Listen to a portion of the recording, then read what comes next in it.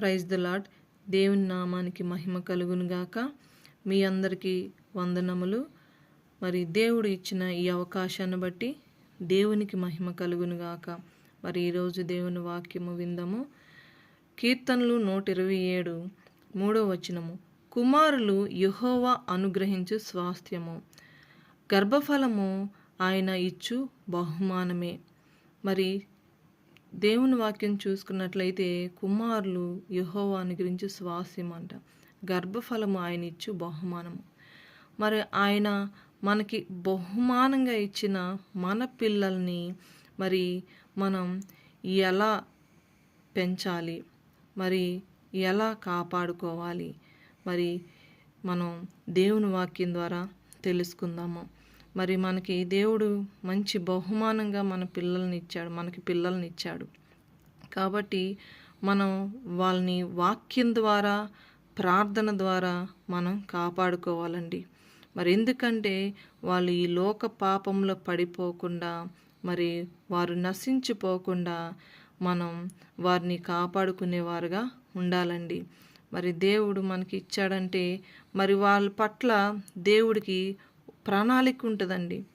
మరి దేవుడు మనకి స్వాస్థ్యముగా బహుమానంగా ఇచ్చాడంటే తప్పకుండా వారి పట్ల దేవుడికి చాలా ఉన్నతమైన ప్రణాళిక ఉంటుంది, చాలా గొప్ప ఉద్దేశం ఉంటుంది. వారి పట్ల దేవుని చిత్తం చాలా గొప్పగా ఉంటుందండి. మరి మనం దేవుణ్ణి అడగాలి, ప్రతినిత్యం అడగాలి. దేవా, మాకిచ్చిన పిల్లల పట్ల నీ చిత్తమే జరగాలయ్యా, నీ ప్రణాళికే జరగాలని మనం ప్రార్థించాలండి. తప్పకుండా తల్లిదండ్రులమైన మన పిల్లల కోసం మనం చేసే ప్రార్థన మరి వారికి దీవెనగా ఉంటుందండి. మనం చేసే ప్రార్థన వారిని కాపాడుతుంది. ఈ లోక పాపంలో పడిపోకుండా, ఆ నరకానికి మనం పాత్రులు కాకుండా, మన పిల్లలు పాత్రులు కాకుండా మరి దేవుని వాక్యమే మనల్ని కాపాడుతుందండి.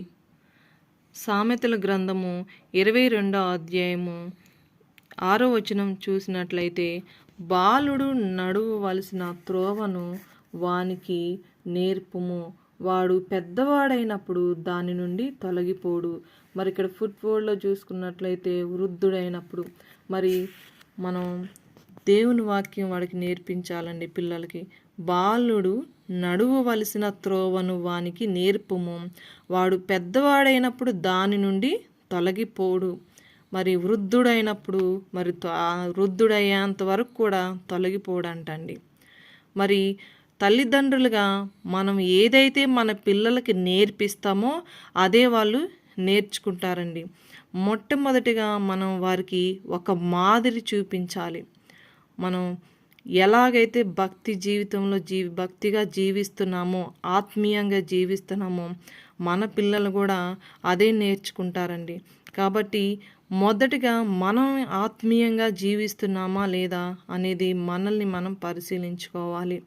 మరి చాలామంది చూసుకున్నట్లయితే క్రైస్తవులైనటువంటి వారు ఏదో నామకార్థంగా మరి ఆదివారం వస్తే చర్చికి వెళ్తూ ఉంటారు, కానీ మరలా ఇంటికి వచ్చిన తర్వాత ఈ లోకంలో మరి పడిపోతూ ఉంటారు. అంటే సినిమాలు చూడటం, లేకపోతే టీవీలో కొన్ని ప్రోగ్రామ్స్, ఎంటర్టైన్మెంట్ ప్రోగ్రామ్స్, కామెడీ షోలు చూస్తూ సమయాన్ని వ్యర్థం చేసుకుంటారండి.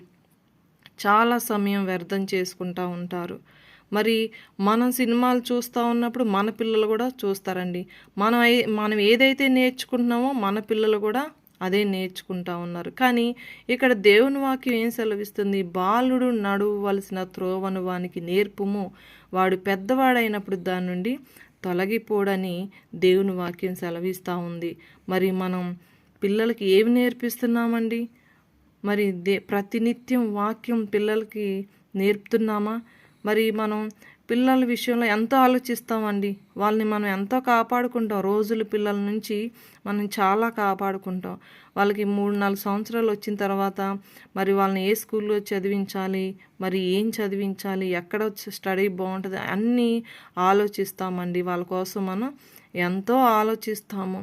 మరి వాళ్ళ ఫ్యూచర్ బాగుండాలని మనం కోరుకుంటాము. మరి వాళ్ళ కొరకు మరి చాలా సిద్ధపరుస్తాం. మరి చాలామంది తల్లిదండ్రులు లోకంలో వాళ్ళకి ఎంతో ఆస్తులు సమకూరుస్తారు. మరి ఎంత సంపాదిస్తారో వాళ్ళ కోసం. మరి వాళ్ళ పిల్లలు కూడా మరి మంచిగా సంపాదించాలని కోరుకుంటూ ఉంటారు. మరి అది మాత్రం కాదండి మనకు కావాల్సింది. దేవుడు అది కోరుకోవట్లేదు. ఆయన బహుమానంగా ఇచ్చాడంటే దేవుడికి వారి పట్ల ఒక ప్రణాళిక ఉంటుందండి.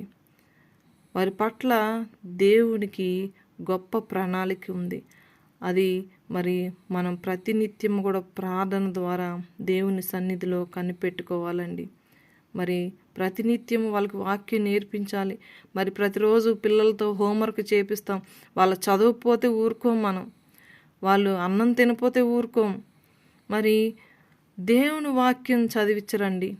అన్నీ వాళ్ళ స్టడీ కోసం ఎన్ని గంటలైనా కూర్చుంటారు, లేదా ఎంత ఖర్చు అయినా పెడతారు, ట్యూషన్ పెట్టిస్తారు. కానీ వాళ్ళకి మాత్రం దేవుని వాక్యం ప్రతిరోజు నేర్పించడండి. చాలామంది క్రైస్తవులు అలా ఉంటా ఉన్నారు. ఎందుకంటే వాళ్ళు బిజీ లైఫ్లో ఉండిపోయి మరి వాళ్ళు దేవుని వాక్యం నేర్పించలేని సమయం కూడా లేకుండా తల్లిదండ్రులకు అవుతుంది ఈరోజు.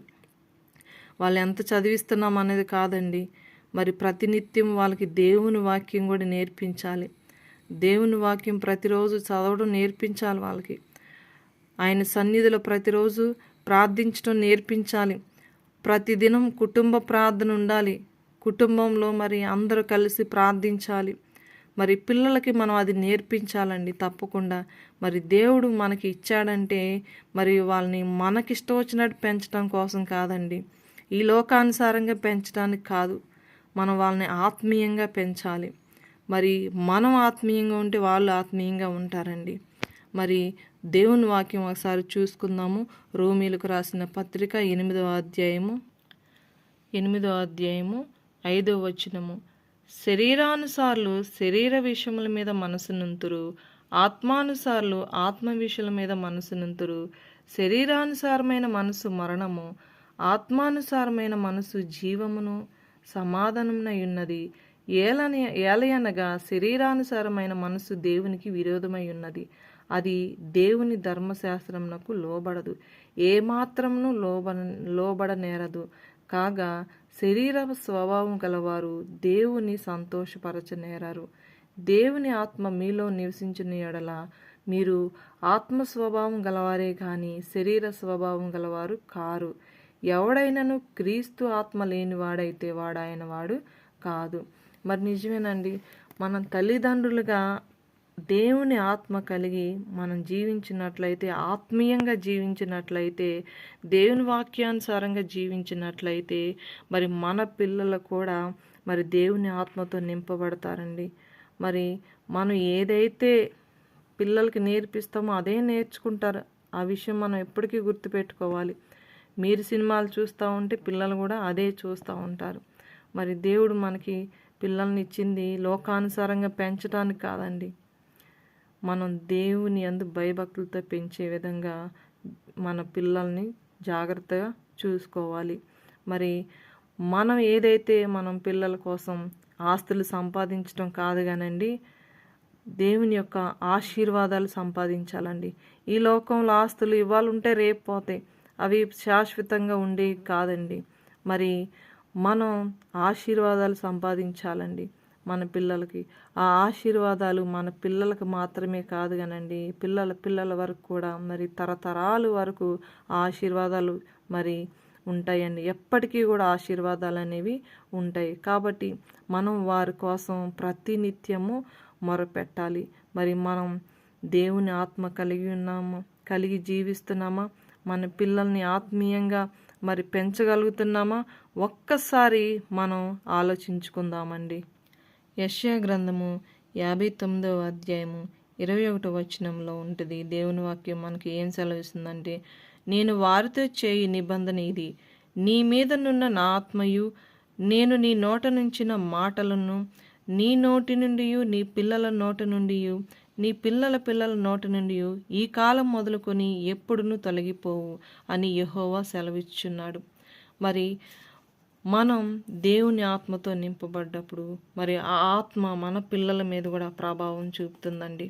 మరి మనం ఏదైతే మన నోట నుంచి పిల్లలకి నేర్పిస్తామో మనం ఏదైతే మాట్లాడతామో మన పిల్లలు కూడా అదే మాట్లాడతారండి. మరి మనం ఏం మాట్లాడుతున్నాం, మన పిల్లల ముందు ఎలా మాట్లాడుతున్నాం, ఎలాంటి మాటలు మాట్లాడుతున్నాం కూడా మనం గమనించుకోవాలండి. మరి ఒక్కసారి మరి మనం ప్రతినిత్యము కూడా మన పిల్లల విషయంలో దేవుని చిత్తంలో పెంచుతున్నామా లేదా, ఆయన ప్రణాళికలో మనం పెంచగలుగుతున్నామా లేదా అనేది చాలా అవసరమండి.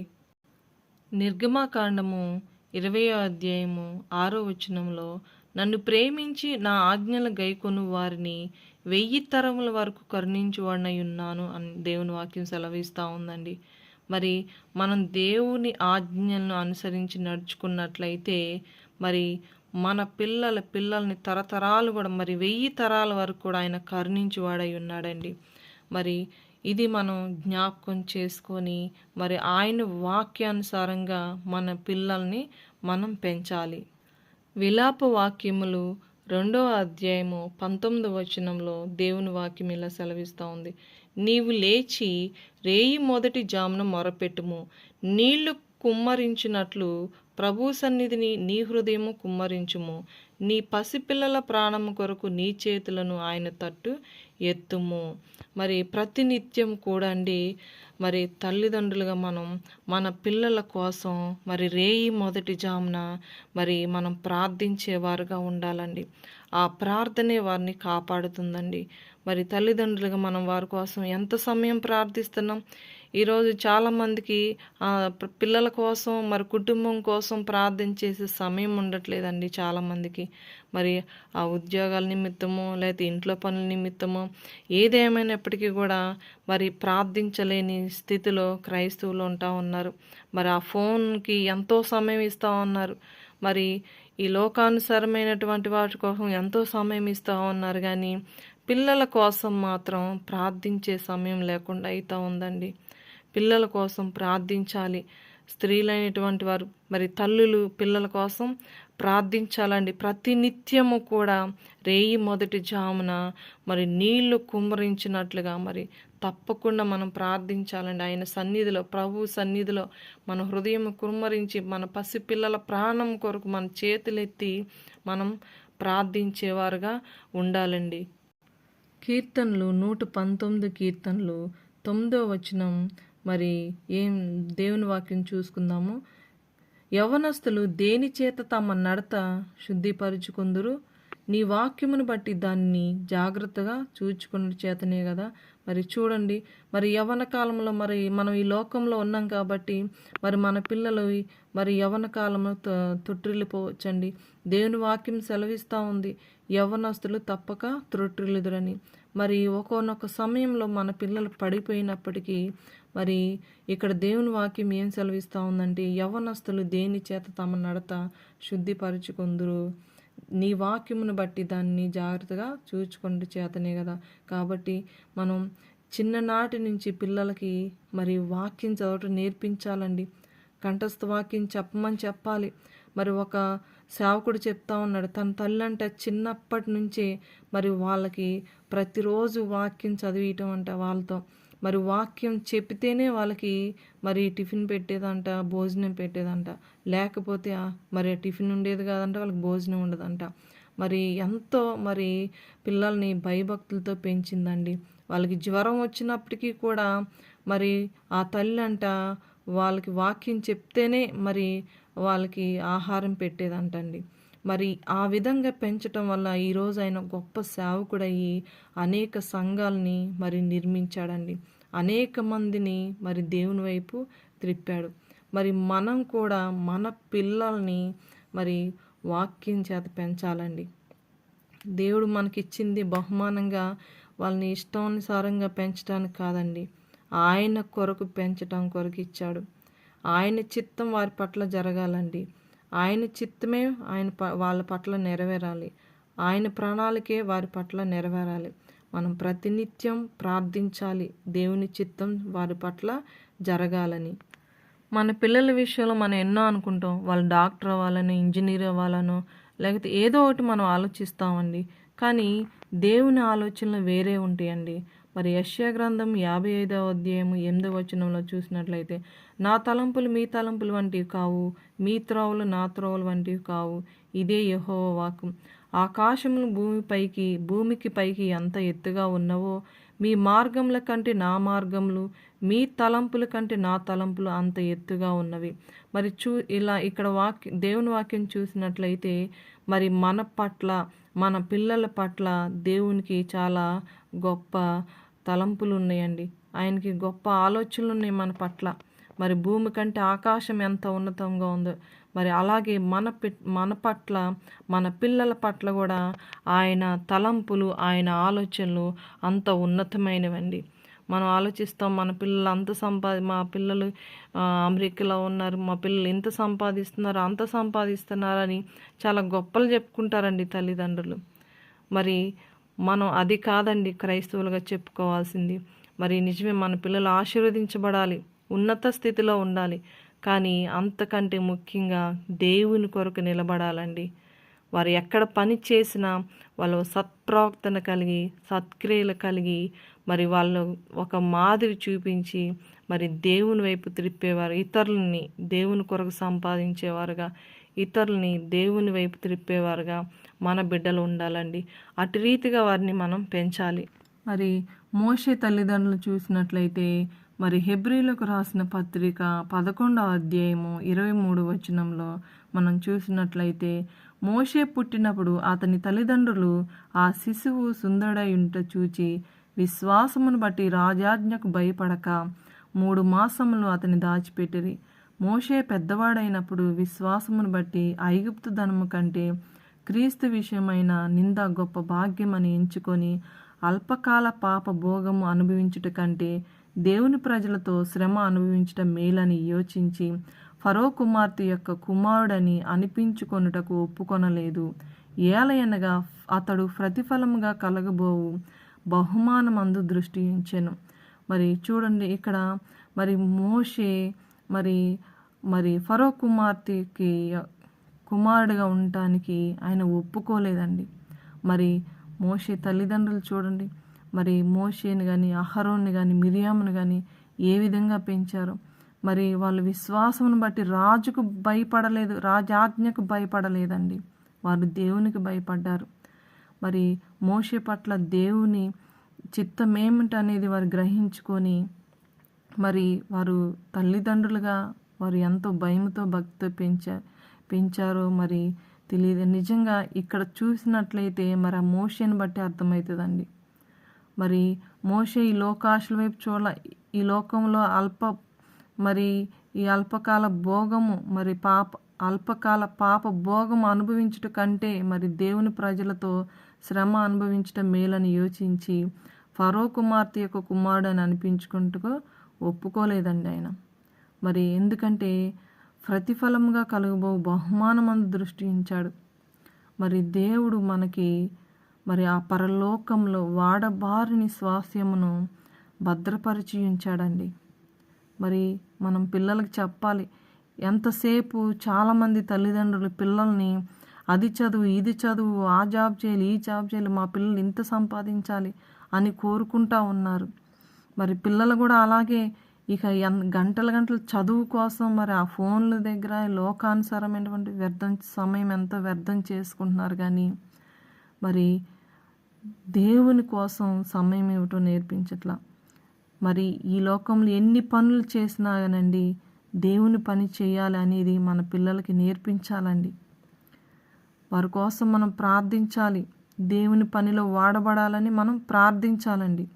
మరి మోషే తల్లిదండ్రులు చూడండి ఏ విధంగా వారిని పెంచారు. మరి ఆ పెద్దవాడైనప్పుడు ఏ విధంగా ఉన్నాడు. విశ్వాసమును బట్టి ఐగుప్తు ధనము కంటే క్రీస్తు విషయమై నింద గొప్ప భాగ్యమని ఎంచుకొని అల్పకాల పాప భోగం అనుభవించట కంటే దేవుని ప్రజలతో శ్రమ అనుభవించటే మేలని యోచించాడు. నిజమేనండి, ఇజ్రాయేల్ ప్రజల్ని మరి ఆనాడు మరి నడిపించింది మోషేనే కండి. దేవుడు ఎలా మంచి నాయకుడిగా నిలబెట్టాడు. మరి దేవుడు చెప్తా ఉన్నాడు, నా ఇల్లంతటిలో మోషే నమ్మకమైన వాడని. మరి మనం కూడా మన పిల్లలు కూడా అలాంటి సాక్ష్యం కలిగి ఉండాలండి. మన పిల్లలు కూడా దేవుని కొరకు ధైర్యంగా నిలబడాలి. ఎందుకంటే దేవుడు మరి పరలోకంలో మన కొరకు వాడబారిన స్వాస్యమును భద్రపరిచి ఉంచాడండి. పేతురు రాసిన మొదటి పత్రిక 4వ వచనంలో ఉంటుంది. మరి 5వ వచనం, కడవరి కాలమందు బయలుపరచబడుటకు సిద్ధంగానున్న రక్షణ మీకు కలుగునట్లు విశ్వాసము ద్వారా దేవుని చేత కాపాడబడు మీ కొరకు ఆ స్వాస్యము పరలోకమందు భద్రపరచబడి ఉన్నది. మరి మనం చూసుకున్నట్లయితే ఈ వాక్యం స్పష్టంగా సెలవిస్తూ ఉంది, మన కొరకు పరలోకమందు ఆ స్వాస్యమును భద్రపరిచి ఉంచాడండి దేవుడు. మనం ఈ లోకంలో మన పిల్లల కోసం ఎంత ఆస్తి సమకూర్చినా అది ఎప్పటికైనా వ్యర్థమేనండి.